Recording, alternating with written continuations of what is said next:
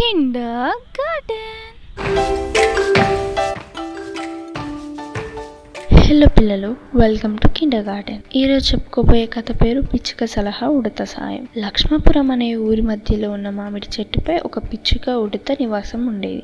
వాటి మధ్య మంచి స్నేహం ఉండేది. ఒకరోజు ఉడత మామిడికాయలు తింటూ ఉండగా చెట్టు కొమ్మల మధ్య ఉన్న గూడులోంచి పక్షి పిల్లల అరుపులు వినిపించసాగాయి. వాటి దగ్గరకు వెళ్లి చూడగా వాటి తల్లి లేదు. బహుశా ఆహారం కోసం వెళ్లిన వాటి తల్లి కోసం ఎదురు చూస్తున్నాయని అనుకుంది. ఎంతసేపటికి పిల్లల అరుపులు ఆగకపోవడంతో మరోసారి వెళ్లి చూసింది ఉడత. అయినప్పటికీ వాటి తల్లి రాలేదు. ఈ విషయాన్ని తన మిత్రుడు అయిన పిచ్చుకకు చెప్పింది. అప్పుడు పిచ్చుక, ఇప్పుడు మనం ఏం చేయగలము అని ప్రశ్నించింది. వాటి తల్లి ఏదైనా ప్రమాదానికి గురి అయి ఉండవచ్చు. ఒకవేళ సాయంత్రం వరకు రాకపోతే వాటి బాధ్యత మనమే తీసుకుందామని అంది ఉడత. వాటికి ఆహారం అందించి నేను పెద్ద చేస్తాను అని చెప్పింది. అప్పుడు పిచ్చుక ఇలా అంది, ఇది మంచి ఆలోచనే, కానీ ఆ పక్షి పిల్లలకు ఆహారం సేకరించుకోవడం, ఎగరడం అన్నీ వాటి తల్లి నుండే నేర్చుకోవాలి. అది నీవు చేయలేవు. అందువల్ల వాటి తల్లి ఏదైనా ప్రమాదంలో ఉందేమో వెళ్ళి చూడు అని సలహా ఇచ్చింది. ఉడత వాటి తల్లిని వెతుకుతూ ఉండగా ఒక చెట్టు కింద పడిపోయి ఉన్న తల్లి పక్షిని గమనించింది. ఏమైందని ప్రశ్నించగా ఒక వేటగాడి బాణం గురి తప్పి తగలడం వల్ల తాను పడిపోయిందని తల్లి పక్షి చెప్పింది. వెంటనే